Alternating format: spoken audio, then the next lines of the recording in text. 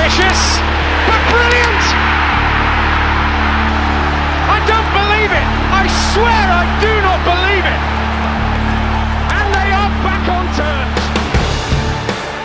Hello, welcome all back to the Rotherham United podcast. We're back after the international break as we look forward to 12 games in just over a month's time. Thank you. We're going to be very busy as the players are busy. We're going to have plenty more episodes out over this week and the following week. We'll come to that in a minute.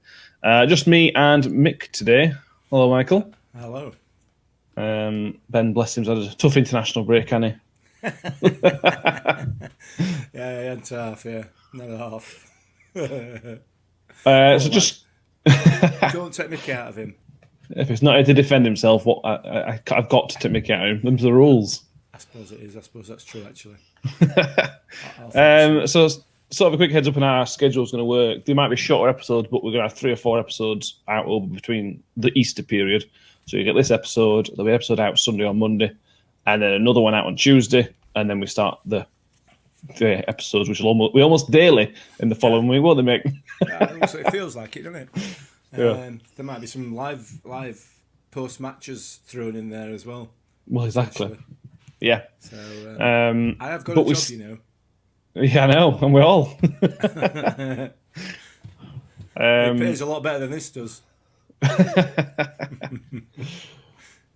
we're going to start with Good Friday's game, the first game back after the international break. Millwall away. We've recorded before the team news, Mick. I thought we'd get a team. I thought we'd get a press conference. We're recording Wednesday night. I thought we'd have a press conference by Wednesday afternoon. We're expecting 3 more names in the squad from Friday, but I don't know if we're expecting a bit too much. There's been nothing, has there? There's been no chat. There's been no talk. There's been nothing coming out of the club. It's all been kept very quiet. What I'm expecting is another 3 positive COVID tests. Because I'm missing it. I'm missing all the slagging off on Twitter and everything else. Poor old Lincoln fans are being subjected to it at the moment, aren't they? So, I mean, it's a disgrace what Lincoln have done. To be fair, you know? They should be fined, should be banned from playing football forever. It's a disgrace. Demote them, you know. But yeah, possibly it'd be nice, wouldn't it? Wouldn't it be nice to see somebody like Chio on bench on Friday? Well, the club put a video out on Wednesday night, so just before we start recording, and they put a video of training, and Jamie Lindsay's training and Clark Robertson's training with the group. Yeah. I couldn't see Chio anywhere, which is a bit of a concern. But you know, they might be just keeping that secret, or I might be injured again. We don't know. Well, by the time you listen to this on Thursday night, you'll probably have a better idea of team news than we do right now. Yeah.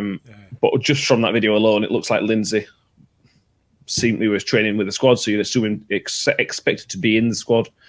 Yeah. If he's fit enough for 45 minutes, you stick him on bench. And the same with Clark Robertson. He was training, so if he's fit enough to train, you assume he's going to be in the squad. We're pretty short on centre-backs anyway. And then Joe Mattock, and again, Mattock's not somebody I saw on the video, but again, he's due back pretty soon as well. Yeah. Again, it just gives them options, doesn't it? Something like Mattock's not going to come up and rip the Championship to shreds, but it just gives you something else to try and think about, really, doesn't it? It's like just Mr. Steady, isn't it? Yeah. You know, it's so comfortable at any level, you know, at Championship level, League One, whatever. He is just Mr. Reliable. And to be fair, Wes Harding has done a wonderful job in that position. And if he was a natural left back, then I don't think Mattock could get his place back. No, probably not. You know, and it's even the fact that he's not a left back. You know, he's still going to have to fight for he's going to have to scrap for his place, isn't he? Because you can't drop him. Why would you wouldn't drop Wes Harding? No, definitely not. So it's for the first time this season. We're coming into the toughest run of the season in terms of the amount of fixtures. And for the first time this season, we'll have almost a fully fit squad potentially. And we need it. Yeah, absolutely. I mean, it's horrific looking ahead. And I'm sure we'll probably do that a little bit later in the podcast, but it is looking... It looks horrible. I don't like it. And I'm not playing. So, yeah. Yeah, well, it's one of we'll come on to the bigger picture in a bit, but It's Easter weekends is a key weekend in the footballing fixture. I think this Easter is actually earlier than normal, earlier than the last one. So we've got a bit of time after that. But anyway, Millwall on Friday, 3:00 kickoff, because it's obviously bank holiday, gives us a couple of day rest in between that till Monday. We've got a pretty good record against Millwall, Mick. Although we lost them 1-0 this season, we haven't lost at Millwall since 2007. Although that was 4-0 defeat in 2007. But, Yeah. They didn't pull any trees up when they came to New York, did they? No, did the others like? I mean, it was obviously very, very early in the season. But I remember thinking at that time, if this is what the championship level is all about, then we shouldn't have any problems. Obviously, it's not worked out that way, but mainly, in my view, arguably, because of circumstances beyond our control with injuries and then this COVID nonsense. So I don't even know where Millwall are at league. That's how spectacular a side they are. I genuinely, I know they're obviously not down in bottom 3 or 4 or 5 perhaps, but they are such a nondescript side in terms of what they're doing this season. They never get a mention from anybody. So, well, I'm sure you'll tell me, where are they? Where are they in league? They are 10th. Just give that some context, though. They are only 3 points ahead of Bristol City. Right. So that gives you an idea. Although they might be 10th, Bristol City are down in 14th. The mid table is very bunched up. Then you've got the relegation battle, then the playoff battle. You've got Blackburn on 15th on 46 points to Millwall in 10th on 52 points. Quite a lot of spaces that mean nothing. They were poor, like I said, poor at our place. They only scored because of a nicky mistake, didn't they? Yeah. Which is, it was just, it was so frustrating. It's one of those games, if we go down, that's one of those games we'll look back on. Same with when McDonald scored the own goal against Huddersfield. It's just the moments, some little tiny things that end up costing you goals that potentially could cost us at the end of the season. Hopefully not. Yeah, hopefully not. Hopefully not. We've got to be positive. We have got to be positive as a set of supporters and as a club. When you look at the quality of the other teams in this division, it's dross. It really is dross in comparison to championships of previous years. It really is. It's awful. And a lot of that, I think, is obviously down to, no fans in, no home fans. It doesn't lift the squad, does it? It's literally like a training game for these. But that's going to benefit us in this run-in with our away games. So we're not fighting 12 men. Well, sorry, 13, because obviously the referee will be involved, won't he? But you know what I mean. It sort of levels the playing field a little bit. But yeah, they were a shocking side in comparison to some that we've played and beaten. Yeah, well, exactly. Their recent form is about as middle table as you could possibly get. They lost one, then they won one, then they lost one, then they won one, then they lost one. Now they've won one. So based on that, they are scheduled to lose on Friday, which fits in nicely with us. They've turned into the most championship team possible. They're like QPR, where they just finish, nice steady 14th every season. They'll do them nicely. Yeah. I'd gladly be in their boots in terms of that, though. It's the next step in the ladder for us, isn't it? To achieve that, to get to that sort of level, and then be able to kick on. Because as a club, as an organisation, we're in a much better place than a lot of these other clubs. So that should hopefully allow us to do that. But we'll have to wait and see, won't we? The issue is going to be for us on Friday is that the players are going to be looking ahead potentially, or could potentially be looking ahead to what faces them after Friday, for Monday and so on and so forth, and what effect that's going to have psychologically on players. How much are they going to commit, 100% in every game, because they know that they've got this run.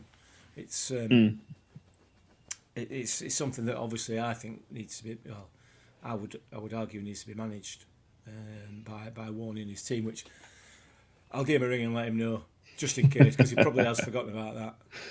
I don't know why I'm mumbling on now, as if to say, as if they wouldn't have even thought about that.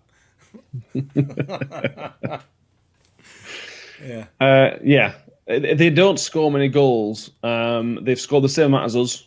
and for a mid-table team, that's probably not what you expect. Their top scorer is Jed Wallace. I think scored the goal against us. Yeah, he's only got 8 goals. Their top scorer is only on 8, right. Which is why teams like that are 10th and why they're not 7th. If you add another 10 goals onto their goal tally, they're probably finding 10 more points, for example. So that it's difficult to pick out anybody who can say, oh, they're going to be good players, they're going to be this, they're going to be that. They're clearly, from this, I would assume, having not watched Millwall very much, that they're going to set up to make things very difficult for us and just frustrate. I mean, that's what Millwall did in the past. Yeah. That's what Gary Rowett tends to do. I remember when we were at Birmingham, we always struggled against these teams at Birmingham because they sort of matched up with what we used to do, but they were slightly better at it. Yeah. We've sort of gone away from that now. We're more have a better way of playing. Better's the wrong word. We have a different way of playing. We have more options in terms of how we play as well. And with the squad we've got, we're thinking we're going to go 3-5-2 again, but there's every chance that we could change up formation and spring a surprise. Yeah, it's possible. It's possible, depending on who's fit and if these players like Lindsay and Clark Robertson and Chio are getting close to being back ready to play or play some part in a game. There's loads and loads of options open to him. Let's not forget Sadler. You know, he's been on the bench right through this difficult period, and now we're coming into this run. Difficult period in terms of COVID. I mean, you know, he's got to be due a start sooner or later, and he looks dangerous, doesn't he? You know, he comes on and boy does he make an impact. He looks like he's going to run defenders ragged. He needs to run in the team for me, but I don't know where I put him in place of Yeah, we're going to say he seems like one of them players, and this is the case with a lot of attacking players. People like Fred, they need to be playing games. Because if they're not playing games, they can't get back in swinger. If they're not getting back in swinger, they're not going to play at the best. But if in 3-5-2, sadly, it don't fit for me. No, well, it would fit, but he'd have to play him behind Smith. He's shown nothing to say, oh, we'll drop Crooks and put Sadler in there. I've not, although he has looked dangerous, he's not looked anywhere near Crooks' level this season. It hasn't, but I can't see how Matty Crooks is going to play all these games through April. Not to the intensity that we play at. He was looking tired in the last couple of games. Now I accept he's had a rest, and we also think that he's probably one of the players that had the virus as well. So that's obviously going to affect him, and he'll want to play. He'll want to play every game because that appears to be the type of player he is. I'm not convinced he's going to be fit enough to do it. I'm not convinced any of them are going to be fit enough to pull this off. Quite frankly, I'm not sure it's possible for anybody to be fit enough to do it. To be honest, no. You need. Yeah, you look at the style of football that we play, and that's the key to this, isn't it? You know, if we're sort of a sitting deep and defending kind of team, then you know, hitting teams on the break, then yeah, all right, fair enough. It's probably doable, but that's just completely the opposite way to where we play, isn't it? So it's going to be tough. I know we're interested. Millwall still, are we? But I know exactly. We're interested in listening to the club website. Put some out from Ross Burberry, the fitness coach or head of performance, whatever the title is, sports science guy. And he was saying that over the international break, they've not just given them 4 or 5 days off to rest and recuperate. They did a 3-day shock training where they basically put them through 3 days worth of training so their bodies are prepared to be playing 2 games in 3 days. Wow! So they're sort of ready for it, which is really interesting. In my simple, non-educated brain, I'm going, give them 4 or 5 days off, just literally let them rest up, put the feet up, don't get fat on that. You know what I mean? Yeah. But then they've gone the complete opposite way, and I suppose when you think about it, the body's ready. That's why it's called shock training. The body's ready for that shock of playing. We're now playing 2 games in 4 days this weekend. Yeah. And then we've got 4 games in a week. I didn't know that was a thing, but that's a really clever fitness regime that I'd never heard of before. They know what they're doing, don't they? It's absolutely clear that they are fully on board with how to deal with it. So I don't think we've got any worries in that respect. I think we are as a team going to be as prepared as possible. It's just whether or not it's just going to be too much, whether it's going to be like a game or 3 too far.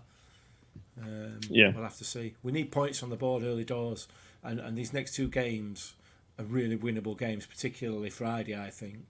I think Friday's more a winnable game than Monday is against Wickham. Wickham are scrapping. Millwall are virtually on the beach. You know what I mean? They were on beach when we played them, but that was probably from summer before. So when we played them at home, I mean.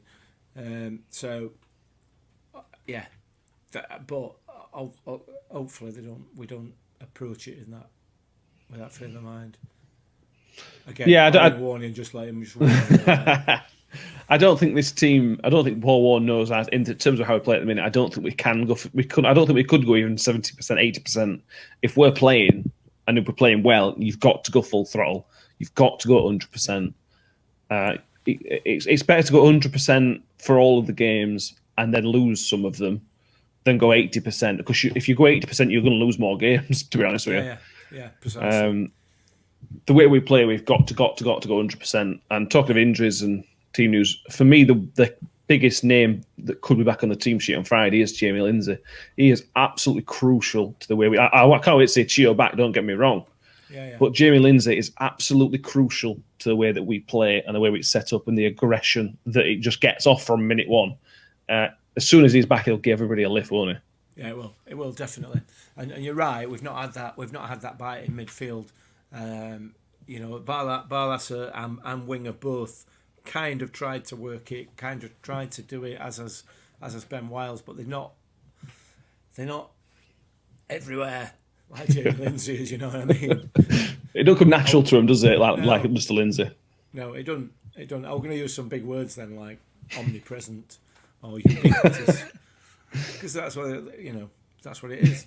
The ubiquitous Jamie Lindsay. I might have it's not quite got a ring to it though. If I could spell it. But you would assume he's not going to start, which is neither here nor there. If he comes on with half an hour left and we're only 1-0 down, it's still a massive boost to us. I'm not particularly worried about that. And he's got the ability to pop up with some goals as well, hasn't he? And when you're playing a team like Millwall, I think that he is the type of player that you need, because they're used to these Premiership. I'm trying to think of the right word without offending anybody. Premiership flowers, just fall over at the first breath of wind. They don't. They don't like this the aggression and everything else. They're not used to playing against that sort of. You don't get that much in Championship, do you? No, you don't. Yeah, I've taught myself out of that. I've taught myself out of offending anybody. Yeah, I think so. I tried really hard. They don't score a massive amount of goals. Looking at their fixture list, I can only see they've scored more than 2 on one occasion, and that was when they beat Sheffield Wednesday 4-1 fairly recently. They've not scored more than twice since, in the league anyway. Yeah.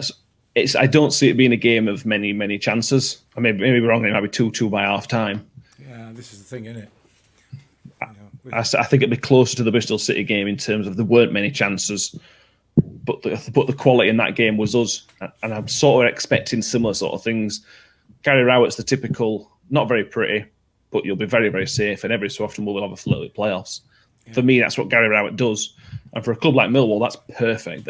When he went to Derby, it didn't work out because Derby expect something different. They don't always get it, but that's what they expect. Millwall, in terms of in a lot of areas, are very similar to us. In a lot of areas, they're not similar to us. But in terms of the size of in terms of the size of their club, in terms of their local area, they're quite similar. I know they might get 15,000 a week, but that's in London. We're in South Yorkshire, so I think from that sense, we're pretty similar clubs, and we've always been up and down. Haven't we? Living in League One a lot. I think we relegated them, didn't we, under Steve Evans? Didn't we? Didn't they go down when we stayed up? I think we did. To recall. Yeah, absolutely, they did. We are. They're a similar sized club.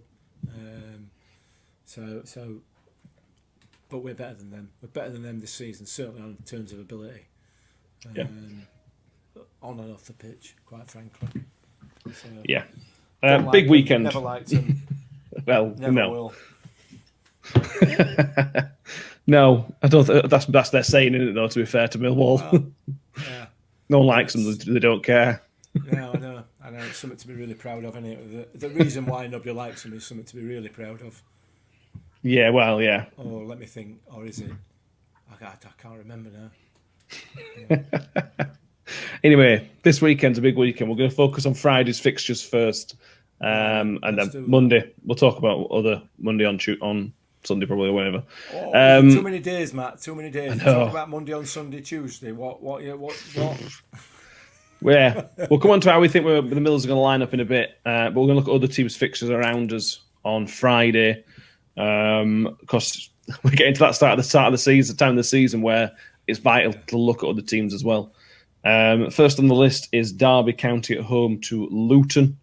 QPR host Coventry. Sheffield Wednesday go to Watford. Wickham host Blackburn. And Birmingham play in the late game, 8 o'clock kickoff against Swansea. So if we win on Saturday, we are out of the relegation zone. It might only be for a couple of hours, but we would be out of the relegation zone. So knowing that, does it matter? Do you think it matters to the players? Right, we're going to get out of relegation zone now, or is it just we want to get 3 points aboard so we're close to safety? They're going to have their eyes on the prize, aren't they? And that prize at the moment, in the short term, is 50 points. Yeah, and I think that's all they'll be interested in. If we achieve that 50 points and we don't achieve it till the last game of the season, and that takes us out of the relegation zone, then so be it. I don't think it's going to get to that stage, to be honest. I think there's going to be a lot more teams who don't make that 50 points total, to be honest. And I suspect Derby might be one of them. They have really dropped off, and when you look behind the scenes at Derby, and the fact that this takeover's not gone through and everything else, the dip in form kind of corresponds with that. Initially they were doing really, really well. The takeover were all on. And then the form started to drop off, and then the takeover gets called off, or whatever. That's going to have been known within the club for a few weeks prior to it being announced publicly. Here's a team that didn't get paid. Here's a team that couldn't pay their players. Just not what 2.5 months ago, Christmas time. Something like Christmas time, yeah. As a set of players and as a team, mentally they're going to be thinking, "Well, that's going to happen again." If it hasn't already. So both on and off the pitch, Derby are not in a good place. Not in a good place at all. So I think they're going to get dragged back into it, quite honestly. I hope they are. It will be great to see them go down. Yeah. I'll put on their colours to mass. It'd be good to see them go down. I didn't mention Huddersfield in that fixture list. They play on Saturday, 12:30 kickoff. They host Brentford, which, knowing Brentford, that's the type of game Brentford will lose. And do us all a favour. Birmingham got new manager Bounce. I know they lost to Watford, I think, whoever it were. But they've got Lee Bowyer in, who was a bit of a club legend. I'd almost prefer to be in Birmingham's shoes than Derby's. Derby are 2 points ahead of them. But Derby are in free fall. They've lost a few games in a row. They're in real danger of getting dragged right. If we win, Birmingham win, and Coventry win on Saturday, and Derby lose, they are deep in it. Yeah. Absolutely. And I hope they do. I do, because it just annoys me. It'd be great to see the two clubs who fiddled the figures financially in Sheffield Wednesday and Derby. It would be great to see them legitimately get relegated. It would just be wonderful. And it'd be even better if Wednesday finished more than 6 points off that fourth bottom. Just so they can't worry about having the points taken off them and all. Yeah, but wouldn't it be funny if they just went down by 5 points? Yeah, and then that would be even funnier, to be fair. Yeah. If that would have kept them up. Yeah. I'd gladly finish fourth bottom just to be the club that knocks them down on the basis of 1 point reduction. In those teams that are fighting, Wickham have got a good chance of beating Blackburn, because Blackburn have got nothing to fight for. They're similar to Millwall, nothing to fight for. Coventry, you'd assume we've got a decent chance against QPR, because again, QPR have fallen off their form a little bit. And then Derby have got Luton. Luton are a similar type of club to us. Even if they've got nothing to play for, they'll still play like they've got everything to play for. Yeah, they will, yeah. which is worrying since we've got Luton soon. Yeah, we have, but we'll turn them over and all. Don't worry about it. I can't see Birmingham getting up to at Swansea, and I can't see Wednesday getting out of Watford either. But it's Championship, isn't it? Yeah, it's Championship, and it's this time of season. Yeah, but on the upside, both Watford and Swansea have got something to play for, haven't they? So yeah.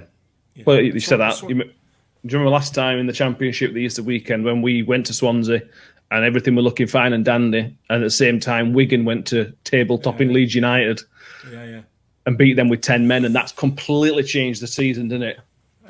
Yeah, it did. It did kind of put a bit of a damper on it, didn't it? No more so than referee did at Liberty Stadium for us, but that's true. I'm over that now. No, you're not.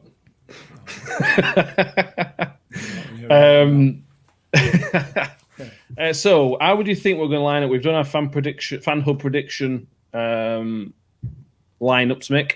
If you've got yours to hand, we'll go through. I have got Ben's as well. I'll go through shall I go through Ben's first? Yeah. Bearing in mind he's not here, because I think we've all gone pretty similar. There's only one or two changes. Ben has gone for Victor Johansson in goal.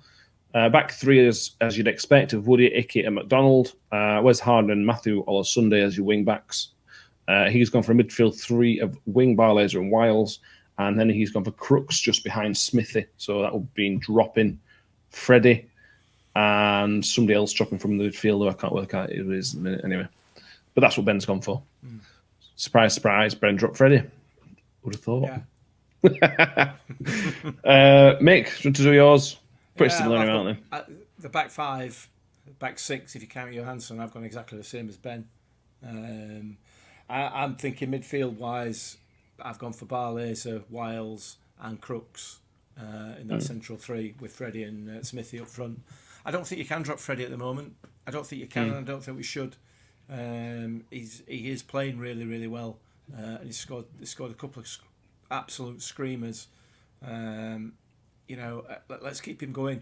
Let's keep him going and see if he can carry on doing it. If he can't, then he comes off, and we revert back to a different setup. But I don't think you can drop him at the moment. He's doing really well. I'm really, really pleased for him. But you drop Wing. Continues. So I put him back onto the bench for the time being. I think it's a stronger midfield with those three. But it's a close call because he has been really, really good. You could swap him out for Barlaser, you could swap him out for Crooks, you could swap him out for Wiles. Yeah. Perm any one from them four or any three from them four, you know what I mean? And if Lindsay's on the bench and Sadler's on the bench, perm any three from them 5 or 6. Yeah. Gives you lots and lots of different options, doesn't it? But that's what I've gone for, because I need to get back up from my 10th position, my lowly 13th position, sorry. You're 13th now, yeah. On this table. One of the new updates from FanHub, by the way, is that they have now matched every club against each other in the list of 92 clubs, which I think is a really cool feature. We are 13th out of the entire 92 for the 50-odd of us that are on there. So if you haven't already downloaded it, there'll be some golden tickets coming out next day also, hopefully. And we can get as many on as possible. Where am I? Let me get my list, my team up. I've gone pretty similar to Ben, I think. I have gone for Victor Johansson in goal. Same back five as always. Johansson, Icky, Wood, McDonald, Harding, and Olasunde. Well, that may change in the next few weeks. When Chio becomes fit, we'll have to start thinking a bit harder. Yeah. There's 6 names on there that are, assuming they're all fit, are guaranteed every week as it stands. I've gone for Barlaser and Wing with Crooks just in front of them two, and then Freddie and Smith as well. Wiles obviously didn't play the last game because I think they were resting him. It was one of them where he needed a rest, and because we ended up winning, he could rest him for the full 90 minutes. When last time Wiles didn't play a game, so it was really good for him to have that rest, I think. Yeah, definitely. I think he was struggling a little bit with a potential injury, wasn't he? Came off. I think a bit hamstring, I think. Yeah. So that will have done him some good. So I think he'll be back firing on all 4 on Friday, to be honest. He'll start. Yeah, it's the first time. Table, Ben Wiles. Get yourself starting, lad. It's the first time in a while that we've got options in terms of I'm not quite sure who's going to start and who's going to play. It feels like in the past, before the COVID outbreak, it felt like you could probably name the 11, or certainly 10 of the 11 before every game. and now we've all gone for ever so slightly different things, but still different things. And we need it. This is, like I said, what I mentioned already. This is the time of season we absolutely need it. Yeah. So anyway, we are going to call it there because, like I said, we've got a few more episodes, probably Sunday and then probably Tuesday to preview, and then review again. So I know it's going to be fun, and this is not even the crazy bit of the season. That's still a week away. It's good though. It's good. Yeah. It's good. I'm glad it's back. I hate international breaks. I'm not a fan of international football at all.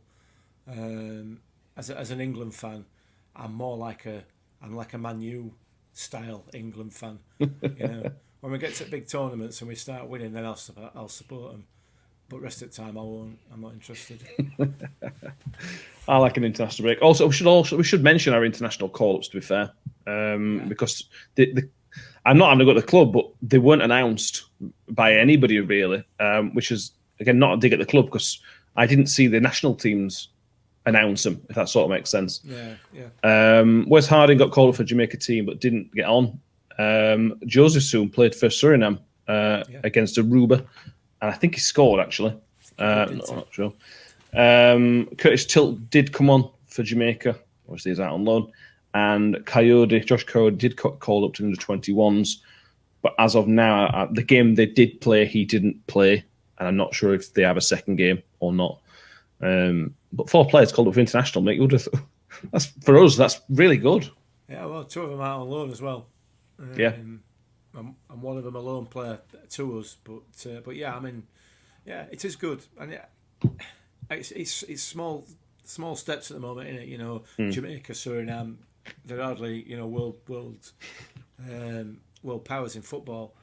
Barlays are being considered for Turkey. So that essentially, yeah. So I mean, that will be the making of him, that playing for a team like Turkey, because they're a very good side. Yeah, well, they're regular major tournament, aren't they? Regular. Yeah, absolutely, yeah. So it's good. It's good. I like it. I love it. I love everything about our club. I love everything about the way it's been run. I like it a lot. What I don't like is 184,000 quid on agents. Yeah. Despite the fact that it's his second lowest in division, which is brilliant, which is fantastic news. Just I find it quite obscene, really. Yeah, it is. But you compare it to Norwich. Norwich is £6.8 million. Yeah. I did find it difficult to compare to them because they were a Premier League club and they've got parachute payments to cover it. The interesting one for me was Stoke. Stoke were mid-table enough, and they spent almost £4 million on agents' fees to get nowhere. You know what it is? There's got to be somewhere along the line. There's got to be some sort of fiddle going off in terms of financial fair play and everything else. There'll be some fiddle in there that these clubs are pulling, some stunt that they're pulling to try and take away from the fact that they're just overspending. I did notice the announcement this week which was being lauded as an absolutely great announcement, that the EFL had managed to secure £117 million in funding for Championship in loans. And I'm still trying to get my head around why that is good news. Why is that brilliant? Why is that good that we're going to put all these clubs into further debt, because it's a loan, it's not a grant, it's a loan. So we're going to put all these clubs who are already spending far too much money, more than their income, and we're going to give them some more money and some more debt. And that's great news. One of the headlines from it was that the costs had been covered by the EFL, which when it sounds really good. This EFL have paid it up, arranged the fees, paid the fees, and everything else. Then you think about it. The EFL are funded by its clubs. The EFL has its money because the clubs have given it the money, so the clubs have paid for this.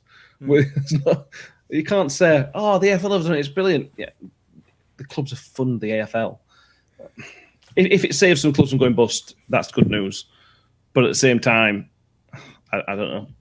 Are we going to get penalised because we're a well-run club? There was a case in National League where Chester didn't get a grant, but Chesterfield did, because Chester were basically too well-run to get a grant. How is that fair? I understand you're trying to keep... The thing is, Chesterfield were never going to bust. Do you know what I mean? Yeah, it's like giving Derby £1 million and not us not. Yeah. The National League have made a complete fools of themselves, haven't they? They're not even worth talking about. To be fair, what they've done with clubs like Dover and clubs like that, it just beggars belief. It makes even makes the EFL look professional. That's saying something, isn't it? True. So yeah, it just made me think that we're announcing this as a good news story, and it's far from a good news story, is it? No, I'm not convinced. It's not. No. So, go on. I'm going to carry on talking and moaning and groaning and just being a generally miserable old fart. I'm going to stop now. Okay, cool. So we are getting there. So please do subscribe on YouTube and iTunes, and follow us on Spotify and Amazon or wherever you get all your stuff from. Do it there. Download. Amazon Music. Really? Oh yeah. Look at us. Oh. We'll probably be doing a live show after each game because they are normal 3 o'clock kickoffs. So the chances are we will do them. But follow us on Twitter and Facebook. You'll see on there that direction for that. Download the Fan Hub app if you haven't already. We're verging on 100 people downloading it when there's only 4 or 5 other clubs that have that many fans downloading it. So if we can get to 100 soon, that'd be very cool, and we'll get some golden tickets for that sent out as and when we have them. We're back probably Sunday morning before the review of the Millwall game and then a preview of the Wickham game. We'll then be back on Tuesday probably for a review of the Wickham game, and then we're back on Friday for a preview of whoever we've got on Saturday. Huddersfield. Yeah. Also, in addition to that, we'll probably be live on Friday afternoon at 5 o'clock. We'll probably be live on Monday afternoon at 5 o'clock as well. Yeah. For people to join in. So get onto YouTube and subscribe to the YouTube channel as well, please. Yes, and also finally, for people that are expecting the auto windscreen shield stuff on the anniversary date is the 16th. We now play on the 15th, and we then play on the 17th or whatever it is. So we're going to delay that special episode until the summer so that we can give it its fair dues. Because if we release it on the 16th, it'll just get lost in everything else, and I don't really want to do that. So we will still do that, but that's going to be massively delayed because that game that's been stuck in there, the commentary game, has changed our schedule as well as everybody else's. So anybody that's wondering about that, that's the plan. So thank you, Mick. It's been a pleasure. Nice that you turned up, even if Ben didn't. Well, at least one of us is going to make the effort on it. Otherwise, you'd just be sat here talking to yourself. So that's true. To be fair, it's probably a better option if. Yeah. But it should be back. If not for the live show, back for the next episode, probably. Who knows? It will be. And I hope you've enjoyed us being back, and we will see you all. I don't know. We'll see you all very, very soon. See you. Pringle looking towards Agard. Ravel, ambitious, but brilliant! I don't believe it! I swear I do not believe it!